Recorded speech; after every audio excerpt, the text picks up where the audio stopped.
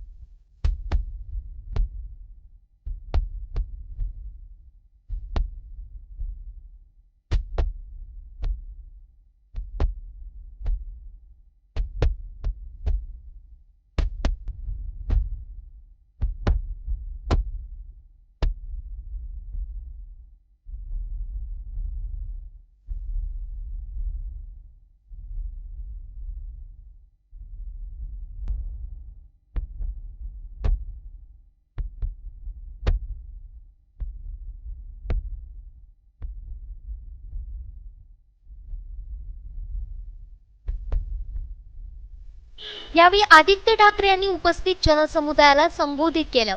बेरोजगारी मुक्त, कर्जमुक्त, प्रदूषण मुक्त, सुजलाम सुफलाम असा नवा महाराष्ट्र आपल्याला बनवायचा आहे आणि यासाठी ही जन आशीर्वाद यात्रा असल्याचे आदित्य ठाकरे म्हणाले. यावेळी विविध पक्षाच्या सरपंच, ग्रामपंचायत सदस्य, पदाधिकारी यांनी शिवसेनेत प्रवेश केला.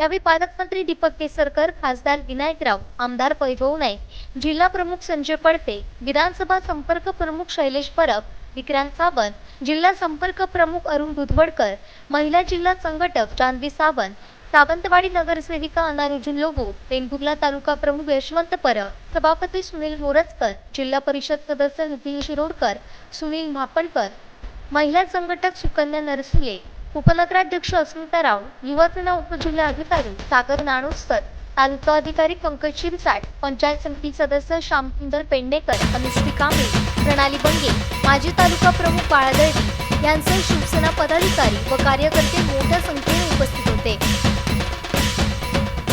जन आशीर्वाद यात्रा आम्ही इथे घेऊन येणार होतो, पण तेव्हाचा धोधो पाऊस झालेला. त्याच्यानंतर काही ठिकाणी मी आलो, काही गावांमध्ये व्हिजिट केली.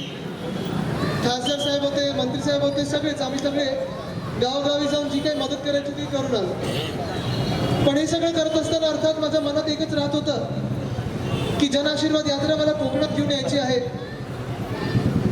कारण शिवसेनेसाठी कोकणाचा आशीर्वाद घेतल्याशिवाय काही पूर्ण होत नाही. अर्थात मला माहिती आहे की निवडणूक कधीही लागू शकते. विधानसभेची निवडणूक कधी लागेल, निवडणुकीचे वारे व्हायला लागलेले आहेत, आचारसंहिता कधीपासून लागू होईल हे कोणाला माहिती नाही, 1-2 दिवसात कधी लागू शकते. पण तरी ही यात्रा, जन आशीर्वाद यात्रा अजूनही मी सांगतो, कारण निवडणुकीला जरी 1-2 दिवस राहिले असतील, ही जन आशीर्वाद यात्रा अजूनही राजकीय यात्रा नाहीये. त्यावेळी तर मी पुन्हा एकदा येण्याची गरज आहे का प्रचारात?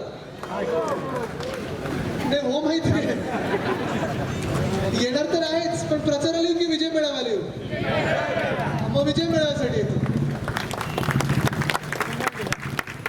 पण ही यात्रा खरं तर जेव्हापासून मी सुरुवात केली जन आशीर्वाद यात्रेची, मला आठवतं गेले 5-7 वर्ष जेव्हापासून मी फिरतोय, युवा सेना प्रमुख म्हणून फिरतोय, शिवसैनिक म्हणून फिरतोय. खरं तर राजकारणात मला 9 वर्ष झाली, पण 2013 पासून जेव्हा मी पहिला इथे दौरा काढला, मला आठवतं ती परिस्थिती आणि आत्ताचं पूर्ण एक संपूर्ण भगवा झालेलं कोकण. 2013ला मला जो तुम्ही पहिलं प्रेम दिलं, असंच ठिकठिकाणी स्वागत केलं, मला अजूनही तो दौरा आठवतो. प्रत्येक शिवसैनिक, प्रत्येक घरातून बाहेर आलेला, प्रत्येक ठिकाणी भगवा दिसत होता, होर्डिंग दिसत होते, असंच प्रेम दिसत होतं. तोच उत्साह, तोच जोश, तेच प्रेम मला असं दिसतंय आता सगळीकडे. आणि म्हणून मला ही खात्री पटलेली आहे की इथे भगवा आणि भगवा, इथे कुठचाही दुसरा झेंडा लागू नाही शकतो. पण ही यात्रा इथे येत असताना मला गेले 5 वर्ष आठवतात, सत्तेत असलेले 5 वर्ष आठवतात, संघर्ष करत असलेले 5 वर्ष आठवतात. आपला प्रत्येक मंत्री, प्रत्येक शिवसैनिक, प्रत्येक खासदार, प्रत्येक आमदार जेव्हा जेव्हा कोकणाबद्दल बोलतो तेव्हा इथे संघर्ष कमी पण विकास जास्ती. आणि मला आठवतं जेव्हा जेव्हा मला इथे बोलवलेलं आहे, जेव्हा जेव्हा विनायक साहेबांचा फोन आलेला आहे, केसरकर साहेबांचा फोन आलेला आहे, वैभवजींचा फोन आलेला आहे, तो एवढ्यासाठीच आलेला आहे की आदित्यजी उद्या इथे आपल्याला भूमिपूजन करायचं, तुम्ही येऊ शकता का? इथे उद्घाटन करायचं, तुम्ही येऊ शकता का? हे वचन दिलेलं वचन पूर्ती होते, तुम्ही येऊ शकता का? आणि अशी कामं गेल्या 5 वर्षात आपण कोकणामध्ये करून दाखवलेली आहेत.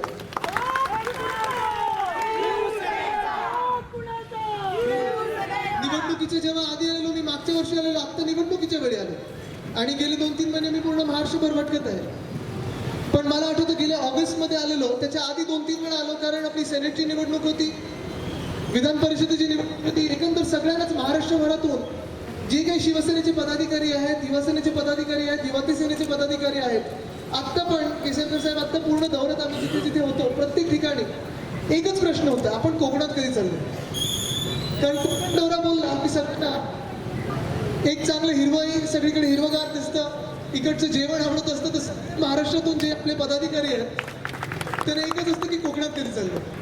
आणि असंच मागच्या वर्षी देखील मला वाटतं 2-3दा मी आपल्याला भेटून गेलो, कोकणात आलेलो आणि तो पूर्ण दौरा होता. रत्नागिरी केला, सिंधुदुर्ग केला, पण ते जरी बाजूला ठेवलं तरी प्रत्येक वेळा जेव्हा जेव्हा आलं, मी अशा काही ठिकाणी गेलोय, कधी तिथपर्यंत सत्ता पोहोचली नसेल, कधी यंत्रणा पोहोचली नसेल, अशा ठिकाणी मला आपल्या आमदारांनी नेलं, आपल्या मंत्र्यांनी नेलं, खासदारांनी नेलं, कारण आपण तिथे विकासाची कामं करत होतो आणि मला त्याचा अभिमान आहे. मला आठवतं मागच्याच ऑगस्टमध्ये 2-3 गावांमध्ये असं गेलो जिथे मातीचा रस्ता, ते बोललो केसरकर साहेब कुठे चाललोय पण रस्ता तरी आहे का?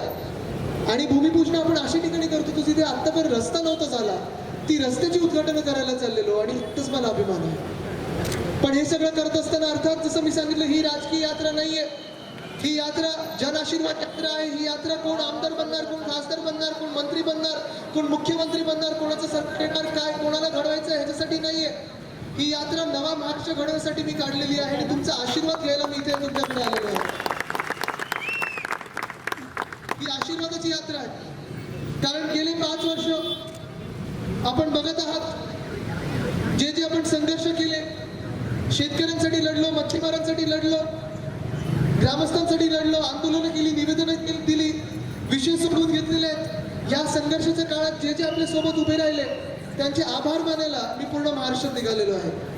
जसे मी त्यांचे आभार मानतो तसंच 5 वर्षाचा जरी काळ बाजूला ठेवला तेव्हा तर मी आभार मानतच जातो सगळीकडे. पण आत्ता जी होऊन गेलेली निवडणूक आहे, लोकसभेची निवडणूक होती, त्यावेळी आम्ही मतं मागत फिरत होतो. प्रत्येक राजकीय पक्ष सगळीकडे येतो, तुमच्या गावोगाव येतो, घरोघरी येतो, मतं मागतो आम्ही सांगतो मतं द्या, मतं द्या. पण निवडणूक झाल्यानंतर तुम्ही सांगा खरं बोलून, किती राजकीय पक्ष तुमच्याकडे पुन्हा एकदा येतात की तुम्ही तुमचं काम केलेलं आहे, मतं आम्हाला दिलेली आहेत, आता आमची कामं, आमचा शब्द, आमची वचनं मी पाळायला इथे निघालेलो आहे, इथे आलेलो आहे, असे किती राजकीय पक्ष येतात तुमच्याकडे? येतात का कोण? आणि म्हणून बरोबर आहे, शिवसेना एकमेव पक्ष आहे की आता येणाऱ्या निवडणुकीबद्दल आपण बोलत नाही आहोत, तेव्हा येणार आणि तेव्हा पुन्हा एकदा जिंकणार आहोतच. पण झालेली निवडणूक जी होती त्या निवडणुकीत ज्याने ज्याने आपल्याला मतदान केलं, आपल्या सोबत उभे राहिले, आपल्यासाठी प्रचार केला, आपल्याला मदत केली, त्या सर्वांचे आभार मानायला मी जन आशीर्वाद यात्रा घेतलेली आहे. म्हणजे तुमचे सर्वांचे आभार मानायला मी घेतलेली आहे. मतदारांचे आभार मानतच आहे, ज्यांनी आपल्याला मदत केली त्यांचे आभार मानत असताना या जन आशीर्वाद यात्रेचा अजून एक हेतू आहे, तो म्हणजे ज्याने आपल्याला मतदान केलं नसेल, ज्याने आपल्या विरोधात काम केलं असेल, त्यांची मनं जिंकायला पण मी ही जन आशीर्वाद यात्रा घेतलेली आहे. त्यांची पण मनं जिंकायची आपल्याला. कारण जिथे जिथे मी फिरतो, महाराष्ट्रभर फिरतो, गावोगावी जातो, प्रत्येक जिल्ह्यात जातो, प्रत्येक तालुक्यात जातो, प्रत्येक घरात जाण्याचा प्रयत्न आहे, प्रत्येक मनात जाण्याचा प्रयत्न आहे. आणि मला हेच एक सगळीकडे दिसत आहे की आपल्या विरोधात मतदान कोण करतो? आपल्या विरोधात हाच माणूस करू शकतो ज्याने आपल्या कधी शिवसेनेचं प्रेम बघितलं नाही, जी आपली सेवा बघितली नाहीये. पण सगळ्यांना हेच सांगू इच्छितो मी की निवडणुका येत जात असतात, आपण जिंकतो, हारतो, पुन्हा जिंकतो. पण शिवसेनेसाठी नेहमीच निवडणुका महत्वाच्या नसतात. निवडणुकीमधला जो काळ असतो, 5 वर्षाचा जो काळ असतो, तो महत्वाचा असतो. कारण उद्धव साहेबांनी मला नेहमी सांगितलेलं आहे की निवडणुका येतात जातात, पण आपण दिलेला जो शब्द असतो तो पाळायचा असतो, दिलेली वचनं असतात ती पूर्ण करायची असतात. आणि म्हणून मी सगळ्यांना आश्वासित करायला निघालेले की जे जे शब्द आपण दिलेले आहेत, जे जे वचनं आपण दिलेली आहेत, ती आपण पूर्ण करणार म्हणजे करणारच. आणि हे मी महाराष्ट्राला सांगायला निघालेलो आहे. तेच करत असताना आपल्याला सर्वांना दिसत असेल की अजून देखील आपण सगळे इथे शिवसैनिक आहात, काही कार्यकर्ते आहात, काही ग्रामस्थ आहात, काही शहरी भागातले लोक आहात. जिथे जिथे आपण जातो निवडणुकीच्या वेळी आपल्याला होर्डिंग्स दिसतात, बॅनर्स दिसतात, सगळ्या पक्षांचे दिसत असतात, सगळ्यांचे मध्यवर्ती निवडणूक कार्यालय असतात, शिवसेनेचे पण असतात. पण शिवसेना एकमेव पक्ष असा आहे ज्याची फक्त निवडणूक कार्यालय असतात, पण निवडणूक झाल्यानंतर देखील 12 महिने 365 दिवस 24 तास आपली शाखा असते. शाखेच्या बाहेर भगवा झेंडा असतो, आत शिवरायांची मूर्ती असते. आणि जो जो येतो, ज्याला मदत पाहिजे असते, ज्याची अडचण असते, ज्याला त्रास असतो, ती अडचण, तो त्रास दूर करण्याचा प्रयत्न आपण पक्षाचा भेदभाव न करता, जातीपातीचा भेदभाव न करता, धर्माचा भेदभाव न करता जो मदत करतो तो शिवसैनिक आणि शिवसैनिकच असतो. आणि ही जी विचारधारा आहे ही महाराष्ट्राच्या प्रत्येक गावात घ्यायला निघालेली आहे. पण ही जन आशीर्वाद यात्रेत हे जे काही तुम्हाला प्रेम देत आहे, स्वागत सभा आहे, खरं तर चौक सभा आहे, स्वागत सभा आहे, मला कळतच नाही. कारण एवढं मोठं स्वागत किती नेत्यांना मिळतं मला अजूनही माहिती नाही.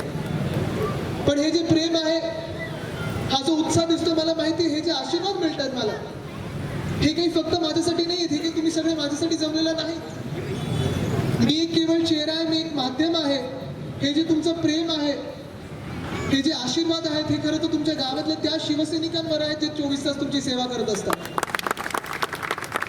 आणि म्हणून मी ठिकठिकाणी सांगतोय की जन आशीर्वाद यात्रा, खरं तरी नाव जन आशीर्वाद यात्रा असलं ह्याचं, तरी मी स्वतः ही तीर्थयात्रा समजतो. अर्थात तीर्थयात्रा म्हणजे कोकणात मंदिरं आहेतच आणि मंदिरात जायचं नसतं. पण मला माझे आजोबा नेहमी सांगत असायचे, माझे वडील सांगत असतात की जेव्हा आपण समाजकारणात असतो, जेव्हा आपण राजकारणात असतो, मंदिरांमध्ये जायचं असतं, आपली धर्मस्थळ असतं तिथे जायचं असतं, देवांचा आशीर्वाद घ्यायचा असतो. पण आपला खरा देव जो असतो तो आपल्या जनता जनावर असतो. आणि म्हणून तुमचे आशीर्वाद घ्यायला मी आलोय, ही माझी तीर्थयात्रा. आणि आशीर्वाद मी जसं सांगितलं, कोणाला काही पद पाहिजे, कोणाला काही निवडून यायचं म्हणून नाही. हा आशीर्वाद मी का नवा महाराष्ट्रासाठी मागत आहे. नवा महाराष्ट्र हाच असणार आहे की जी मंत्रालयात सत्ता बसते, जे सगळे मंत्री असतात, जी सत्ता असते, ही सत्ता आपल्या शिवशाहीची आणायची, तुमची सत्ता आणायची, तुमचे हक्क मला मंत्रालयात स्थापन करायचे. आणि म्हणून मी तुमचे आशीर्वाद बघायला लागलो. या यात्रेत मला सगळीकडे असे लोक भेटतात, काही निवेदनं देतात, कुठे शेतकरी असेल, कुठे मच्छीमार असेल, कुठे कोण ग्रामस्थ असतील, काही ना काहीतरी त्यांचे छोटे मोठे अडचणी असतात, त्रास असतात, ते मला निवेदन देत आहेत. आणि मला अभिमान ह्या गोष्टीचा वाटतोय की जेवढी स्वागत होत आहेत, हार तुरे तर मिळत असतात, पण हार तुरे आपण, आपली संस्कृती आहे की जो कोण आपल्या घरी येतो आपण हार तुरे देतो, वाळतो. पण निवेदन किंवा आशीर्वाद घ्यायला आपण जिथे जिथे जात असतो, अडचणी त्रास आपण त्याच माणसाला सांगत असतो ज्याच्यावर आपला विश्वास असतो की मी जर माझ्या ह्या मित्राला, ह्या आदित्याला माझा त्रास सांगितला, अडचण सांगितली तर तो माझी अडचण दूर करेल, त्रास दूर करेल. हा विश्वास जो तुम्ही माझ्यावर ठेवताय माझ्यासाठी खूप मोठी गोष्ट. आणि म्हणून जे मी पुन्हा पुन्हा सांगते, नवा महाराष्ट्र जो स्वप्नातला महाराष्ट्र हा काही माझ्या एकट्या स्वप्नातला महाराष्ट्र नाही. मी आता बसमध्ये झोपलेलो स्वप्न बघितलं असं नाहीये. हा नवा महाराष्ट्र जो मला बनवायचा आहे तो बेरोजगारी मुक्त महाराष्ट्र बनवायचा, कर्जमुक्त महाराष्ट्र बनवायचा, दुष्काळमुक्त महाराष्ट्र बनवायचा, प्रदूषणमुक्त महाराष्ट्र बनवायचा, सुजलाम सुफलाम हिरवागार भगवा महाराष्ट्र बनवायचा, सुशिक्षित आणि सुरक्षित महाराष्ट्र बनवायचा आहे. मी तुम्हाला एवढंच विचारतो, आज तुम्ही मला आशीर्वाद देणार की नाही? सगळे इथे मावशे बसले, तुम्ही मला आशीर्वाद देणार की नाही? सगळे इथे जे तरुण मंडळी बसले, तुम्ही मला प्रेम सोबत साथ देणार की नाही? तर तुम्ही मला आशीर्वाद देणार सर, साथ सोबत देणार सर, नव्या महाराष्ट्रासाठी आशीर्वाद देणार सर. सगळ्यांनी हात वरती करा आणि जरा आशीर्वाद द्या. हेच हात जे आहेत, ही एकजूट जी आहे, पक्षाचे भेदभाव दूर ठेवून, जातीपातीची, धर्माची भेदभाव, समाजाची भेदभाव दूर ठेवून हे जे एकजूट झाली आपली, तर नवा महाराष्ट्र घडण्यासाठी कोणी थांबू नाही शकत. हीच शपथ आपण शिवरायांच्या चरणी घेऊ आणि तुर्तास रजा घेतो. धन्यवाद. जय हिंद, जय महाराष्ट्र, वंदे मातरम. कोकणातल्या ताज्या घडामोडी सर्वप्रथम पाहण्यासाठी सबस्क्राईब करा कोकणचं महाचॅनल सिंधुदुर्ग लाईव्ह यूट्यूब चॅनल आणि ताज्या घडामोडी पाहण्यासाठी बेल आयकॉनवर क्लिक करा.